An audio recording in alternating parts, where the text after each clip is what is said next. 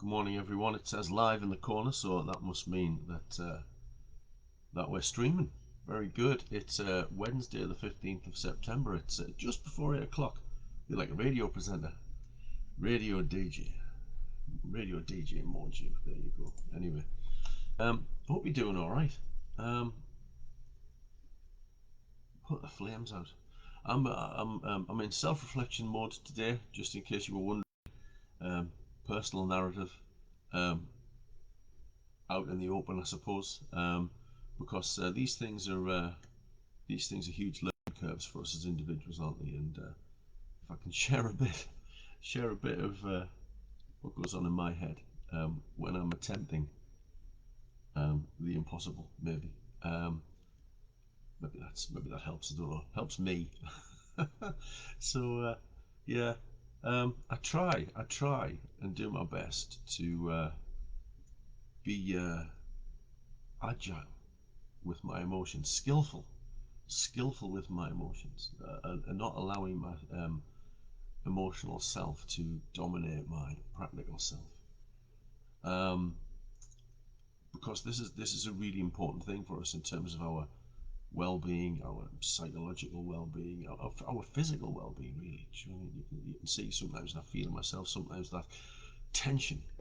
Your body tightens, doesn't it? And actually, that's your fight or flight response, your stress response. Um, in action, that tightening of your body, that increased breathing, that tunnel vision um, that comes with being in a situation that is causing you an emotional response, stressful response. Yesterday I was already, as a consequence of a couple of emails that I received from somebody quite senior where I work, that quite frankly were patronising and condescending and unhelpful. Need to do something with that.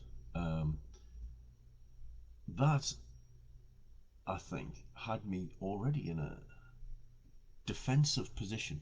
Caroline Webb, I want to tell you something from Caroline Webb's book, How to Have a Good Day. She calls it adopting a defensive position. And sometimes we adopt defensive positions, don't we? Where it's like, this is my territory, this is my world, this is how my world functions, and I'm going to defend this position.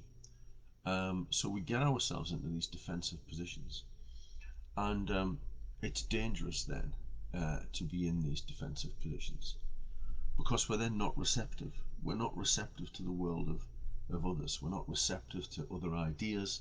We're not receptive to the emotions of others, trying to kind of take into account the emotions of everybody in a particular situation.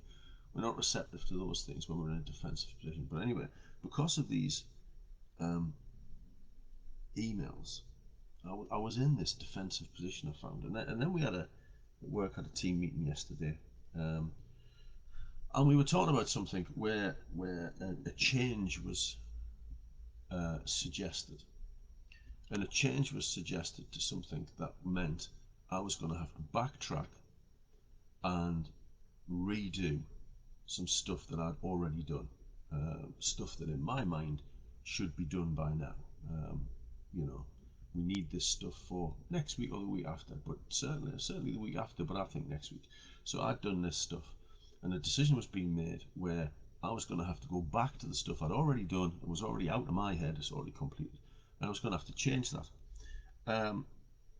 And in my defensive state, that meant I had a particular response to it. And I went to I dug it out of Caroline Webb's book, and she's I hadn't remembered the quote quite accurately, because she's talking about emails, but it works for the position I found myself in yesterday as I reflect upon that. So I'm going to substitute the send email with when you respond. So try not to respond when you're freshly irritated or upset about something. You're probably in defensive mode. So the smarter part of your brain will be taking a back seat. As a result, however carefully phrased you think your killer response is, you won't be using your most sophisticated mental resources.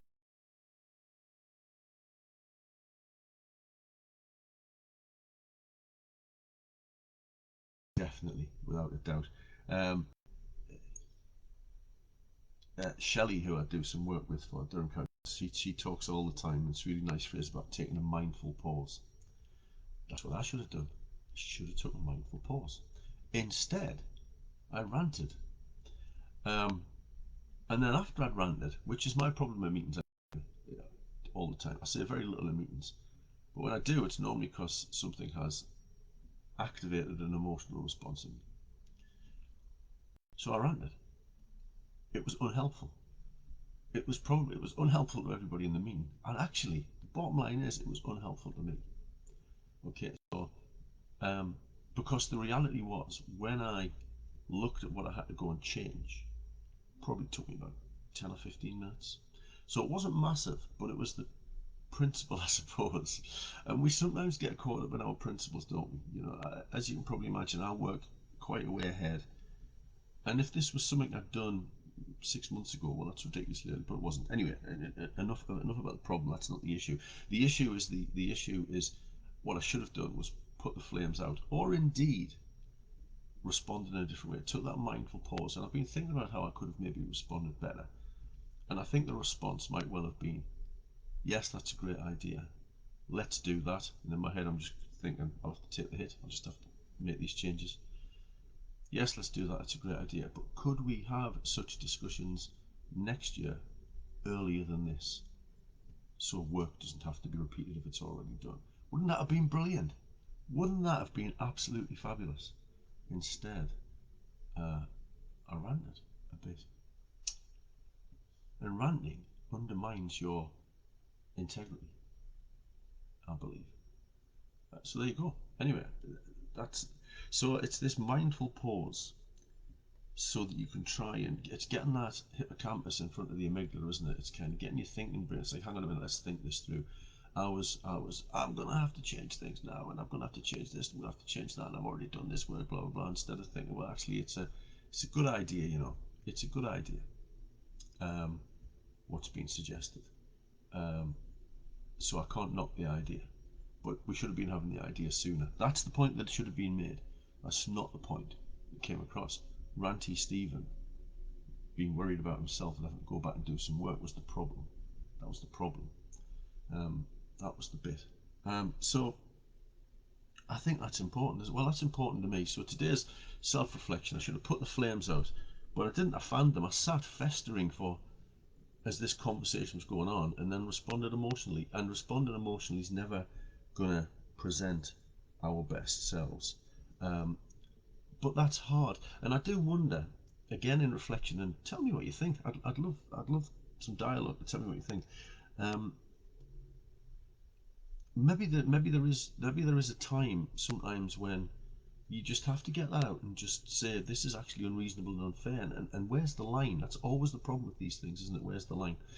Um, when you should actually say, hang on a minute, this is bang out of order, you know. And that wasn't one of the situations yesterday, I hasten to add. It was a very reasonable suggestion. Um, anyway, there you go. I'm minded of the Stoic philosophers. You know, as ever, I love a bit of Stoicism. You can control some things. There are some things you can't control, and there are some things that you can have influence over. When you're in a team, this is one of the problems, isn't it? I get used, because I work part-time for the university, part-time freelance, I get used to just being able to make my own decisions. And when you're part of a team, you can't. So that's one of the problems, isn't it? And so sometimes the best you can do is have influence over something, and you need to make sure that influence is productive.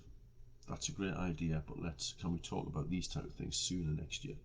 That's influence, isn't it? And that's probably quite powerful in that conversation because it makes people kind of think, oh well, yeah, we could do this, we could have done this earlier. So hopefully that's what happens with that, rather than this um, shouty, ranty, middle-aged man. Well, there you go. Um, so yeah, thank you. Yeah, I've got a comment there. Great self-reflection. Thank you. Uh, Try to do this how it's quite difficult to challenge things. It is difficult to challenge things, and I find there are things that need challenging, so I go to challenge them and get it all wrong. Which is so you do wonder whether I don't know. No, I was going to say you do wonder whether you should challenge things, but no, it's never wrong to challenge things. Is it? That's the point. It's never wrong to challenge things. In professional life, it's never wrong to challenge things if things need to be challenged. I suppose what I'm getting at here, with that whole emotional response, practical response, is it's how you respond, isn't it? And we should always try to respond from a practical, rational base, not an emotional one. So there you go.